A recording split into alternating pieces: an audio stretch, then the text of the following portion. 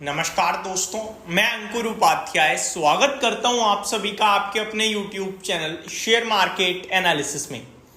3 stocks हैं दोस्तों, investors भर भर के खरीद के बैठे हुए हैं और तीनों कंपनियां ऐसी हैं जो पूरी तरीके से तो नहीं है, लेकिन कभी भी ऐसा हो सकता है कि ये अपने इन्वेस्टर्स को पूरा डिस्ट्रॉय कर दें, फुल डिस्ट्रॉय जिसे कहते हैं ना, खत्म। वो अब ऐसी कंपनियों की बात करें तो हमें सिर्फ एक ही चीज़ मतलब मैं अपने लिहाज से बोलूँ तो मुझे सिर्फ एक ही चीज़ समझ में आती है, वो ये कि इन कंपनीज में, ऐसी कंपनीज में हमें उतना ही पैसा लगाना चाहिए कि अगर कुछ वॉस्ट भी हो जाए और पूरा खत्म भी हो जाए तो मेरी वेल्थ पे, मेरी पोर्टफोलियो पे जरा भी फर्क नहीं पड़ेगा। और अगर मेरा प्लान सक्सेस हुआ, कंपनी सक्सेस हुई, तो मल्टीबैगर पैसा बना, तो उस पैसे से ही मेरा मल्टीबैगर रिटर्न आ जाए और मैं खुश हो जाऊं। इतना आप देखो, 100 रुपए लगाओगे 10 गुना भी हो जाएगा, 1000 हो जाएगा ना, आपका कुछ बनना ना मेरा कुछ बनना। लेकिन 10,000 रुपए लगाए मान लो मैंने, तो 10,000 अगर चले जाएंगे तो कुछ भी नहीं गया। लेकिन अगर 5 टाइम 4 टाइम्स हो गया तो 40-50 हजार रुपए हो जाएंगे, जिसकी वैल्यू थोड़ी बहुत तो है। अब आपके ऊपर डिपेंड करता है कि आप उस पैसे, मतलब कितना पैसा आप देख सकते हो कि कुछ भी हो जाए मैं झेल जाऊंगा। फॉर एग्जाम्पल, मैं अगर किसी स्टॉक में 5-5 लाख निवेशित हूँ, अलग अलग स्टॉक में 5 लाख ऐसे, तो मैं हो सकता है इन स्टॉक में 50,000 भी निवेश कर दूं और 50,000 खत्म भी हो जाता है तो भी मेरी पोर्टफोलियो पे कोई फर्क नहीं पड़ेगा, क्योंकि बाकी पोर्टफोलियो मेरी बढ़ी है। लेकिन ये 50,000 अगर चल गए और हो गए 4-5 लाख तो बड़ा पैसा बन गया। मानते हो नहीं मानते?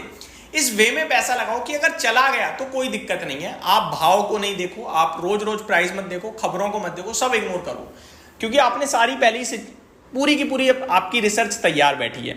अब तीनों स्टॉक के नाम सुनिए और मैं ये सब क्यों बता रहा हूं उसको भी समझिए। हो सकता है इन 3 के अलावा आपके पास कुछ और हो, और एक एग्जाम्पल भी दूंगा बहुत ही अच्छा। पहले स्टॉक का नाम है दोस्तों स्पाइस जेट। स्पाइस जेट की बात करें तो ये अपने सेगमेंट में सबसे वीक है, आप मानते हो ये बात? इस कंपनी के पास कुछ भी नहीं है, लेकिन इन्वेस्टर्स के पास इसका शेयर जरूर है। अब एयरलाइन बिजनेस की बात करें तो इंडिगो कंटिन्यू अपना मार्केट बढ़ा रहा है, छोड़ने का नाम नहीं ले रहा, तो वो तो बैठा है अपने खूंटे गाड़ के।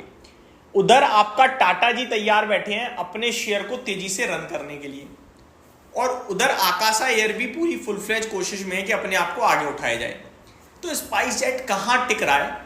कुछ भी नहीं है। इनफैक्ट फ्लाइट उड़ाने के लिए फ्यूल तक का पैसा नहीं है, अपने एम्प्लॉयज को छुट्टी पे भेज रहे हैं ताकि सैलरी ना देनी पड़े। तो ये सारी चीजें दिख रही हैं हमें, तो खराब है माहौल, लेकिन पैसा आ जाएगा, सब कुछ हो जाएगा ठीक, तो स्टॉक का प्राइस भागेगा। ये भी तो है, ये सारी चीजें अभी खराब हैं, जैसे ही पैसा आता है सब सुधर जाती हैं। तो ये सारा मामला है। स्पाइस जेट पूरी कोशिश में रहता है कि कैसे भी फंड रेज हो जाए। पहले भी काफी बार इनके प्रमोटर्स ने कोशिश करी है, कोशिश करते हैं 3,000 करोड़ की जुटाने की, आते हैं 1,000 करोड़ है, खुद ही बेच के निकल जाती हैं। अभी फिर कोशिश में है, तो पैसा आ जाता है, शेयर चल जाता है, लेकिन बिजनेस में कितनी दम है वो नहीं पता। टर्न अराउंड होगा नहीं होगा, मुश्किल लग रहा है, बहुत मुश्किल लग रहा है। तो उतना ही पैसा लगाओ कि खत्म हो जाए तो फर्क ना पड़े। और ऐसे स्टॉक्स को ना कभी एक्यूमुलेट नहीं करना चाहिए। एक्यूमुलेट करते हैं हम क्वालिटी को, लंबी अवधि में पैसा बने कि 4,000 पे लिया, 3,000 पे लिया, वापस 4,000 हुआ तो 30% तो बन गया। एक्यूमुलेट मल्टी बैगरों को नहीं किया जाता है कि भैया 2 रुपए का है, 1 रुपए हो गया और एक्यूमुलेट कर लो, 50 पैसे हो गया और एक्यूमुलेट कर लो, 0 हो गया, ऑपरेटर चला रहा है उसे, कुछ नहीं कर पाओगे आप, समझ रहे हो? तो क्वालिटी को एक्यूमुलेट करोगे तो लंबी अवधि में कंपाउंडिंग की पावर से बहुत बड़ा पैसा बनेगा। तो पहला तो स्पाइस जेट है। दूसरा दोस्तों है आपका वोडाफोन आइडिया। ये स्टॉक ऐसा लगता है जो शायद सबसे स्ट्रॉन्ग कैंडिडेट है कुछ कर गुजरने वाला, यानी कि पैसा बनाने वाला, क्योंकि इस फील्ड में 2 कंपनियां हैं बड़े लेवल पे, एयरटेल, जियो। अब कंपटीशन बोर्ड ऑफ इंडिया ऐसा तो नहीं करेगा कि वोडाफोन आइडिया खत्म हो जाए और यही 2 रह जाएं।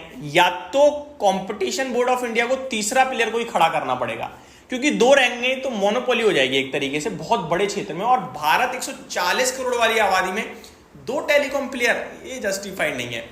तो MTNL BSNL कोशिश तो कर रहा है ऊपर उठने की, लेकिन अभी उस पर भरोसा का है कंज्यूमर्स को, बिल्कुल भी नहीं है ही नहीं सर्विस, 0 बटा सन्नाटा है। तो उसे बढ़ा लो, या फिर वोडाफोन आइडिया जो स्टेबल कंपनी है, जो अभी ऑलरेडी है 17-18% का मार्केट शेयर भी है, इन्हें बढ़ा दो। तो है तो दम, लेकिन खराब सिचुएशन में है, कंपटीशन बहुत ज्यादा हार्ड है, एयरटेल जियो जैसे बड़े प्लेयर्स के। तो बन गया तो बढ़िया, नहीं बना तो आप उतना ही लगाओ कि चला जाए तो कोई डर नहीं, ठीक है। तीसरा स्टॉक है दोस्तों यस बैंक। ये कहानी भी अच्छी लगती है, लेकिन इनके पास भी थोड़ी दिक्कतें ज़्यादा हैं। ये कहानी अच्छी इसलिए लगती है क्योंकि ग्रोथ आ रही है, अर्निंग्स बढ़ रही हैं, तो ये सबसे स्ट्रांग इस समय दिख रही है। अर्निंग्स के हिसाब से आ रहा है वापस फॉर्म धीरे धीरे, बैंक आगे बढ़ने की कोशिश में है। तो यस बैंक में अगर आपने निवेश किया है तो ठीक है, उतना लगाओ और छोड़ दो।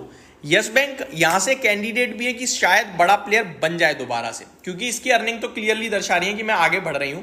ये सबसे स्ट्रांग ही है। इनफैक्ट अगर आप फाइनेंशियल टर्म में देखो ना, वोडाफोन आइडिया तो डू एंड डाई है कि यहाँ बढ़ सकता है नहीं भी, लेकिन यस बैंक है कि परफॉर्मेंस दे रहा है दोस्तों।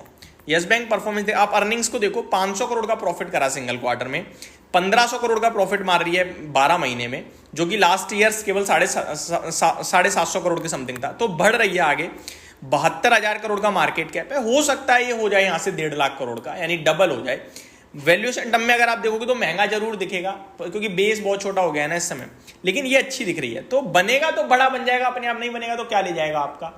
अब एक एग्जांपल, आपने यही सोच के सुजलॉन में लगाया तो बनेगा बड़ा बनेगा, वरना क्या ले जाएगा। तो देखो सुजलॉन हो गया 8-10 वाला 40-70 रुपए।